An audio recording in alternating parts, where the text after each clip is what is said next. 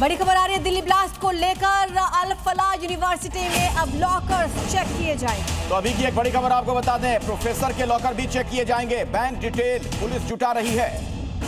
तो खाद केमिकल की जो दुकानें हैं उन पर भी खास नजर पुलिस बनाए हुए है। आपको बता दें सूत्रों के हवाले से बड़ी खबर कि अल फलाह में एक बार फिर से चेकिंग की जाएगी। इस बार लॉकर्स चेक किए जाएंगे, प्रोफेसर के भी लॉकर्स चेक होंगे और इसके अलावा तमाम बैंक डिटेल्स भी पुलिस जुटा रही है। तो दिल्ली ब्लास्ट पर अभी की एक बड़ी खबर दर्शकों को बता दें, जो प्रोफेसर्स थे उस यूनिवर्सिटी में उनके भी लॉकर चेक किए जाएंगे। तो आपको बता दें कि इससे पहले भी चेकिंग वहां पर हो चुकी है। अब डॉक्टर्स के तो लॉकर्स खंगाले ही जाएंगे, प्रोफेसर तक भी यहां पर इनके भी लॉकर्स खंगाले जाएंगे। आपको बता दें अल फलाह में जो भी संदिग्ध प्रोफेसर्स हैं जिनसे पूछताछ हुई है उनके लॉकर्स खंगाले जाएंगे। तो डॉक्टर्स के साथ साथ अब यहां प्रोफेसर्स पर भी खास निगरानी की जा रही है। जांच एजेंसियां सभी के लॉकर्स चेक करेंगी। कुछ भी संदिग्ध सामान मिला तो मुश्किलें बढ़ सकती हैं। सभी प्रोफेसर्स की जानकारी जुटाई जा रही है, यहां तक कि बैंक डिटेल्स तक खंगाली जा रही है। बैंक स्टेटमेंट की जानकारी जुटाई जाएगी ताकि कहीं से कोई फंडिंग की अगर खबर हो तो पता चले। सभी डॉक्टर्स के लॉकर्स भी चेक होंगे, यानी कि प्रोफेसर से लेकर डॉक्टर्स तक के लॉकर्स अब चेक किए जाएंगे।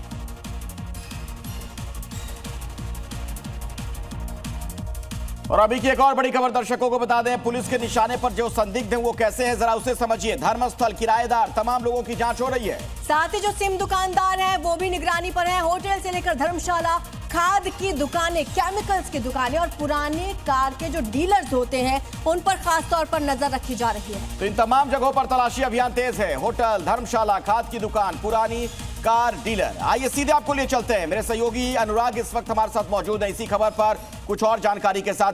तो अनुराग, जैसे जैसे जांच का दायरा बढ़ रहा है, कई लोग अब एजेंसियों के रडार पर हैं और खबर तो यह है कि अब जो प्रोफेसर्स थे अल फलाह में उनके लॉकर्स भी जांचे जाएंगे।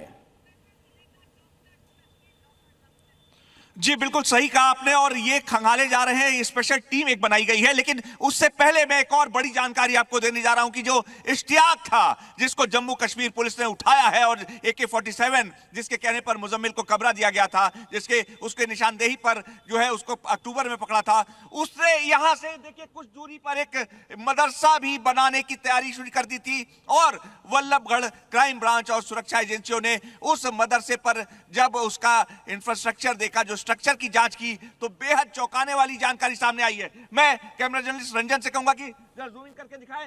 ये वो अवैध कॉलोनी है। अभी कुछ देर पहले हमारी सुरक्षा एजेंसी के एक बहुत बड़े वरिष्ठ अधिकारी से बात हुई। उन्होंने कहा है कि इस बात की तस्दीक की है कि रेवेन्यू डिपार्टमेंट को, यहाँ के डिस्ट्रिक्ट मजिस्ट्रेट को और हरियाणा के रेवेन्यू डिपार्टमेंट को इसकी जांच के लिए कहा गया है। कि वो जब पुलिस की टीम पहुंची तो आपको मैं बता दूं कि जो इंस्टीट्यूशनल एरिया होते हैं या जो रिहायशी एरिया होते हैं उसका एक मानक होता है, लेकिन उस मानक से बढ़ के अंडरग्राउंड बेसमेंट तैयार किया जा रहा था। और उसकी जो जब ऑडिट हुई, देखिए रंजन दिखाएं एक बार, वो कॉलोनी है, हमसे कुछ दूरी पर है। और जब उस जो स्ट्रक्चर था उसका ऑडिट किया गया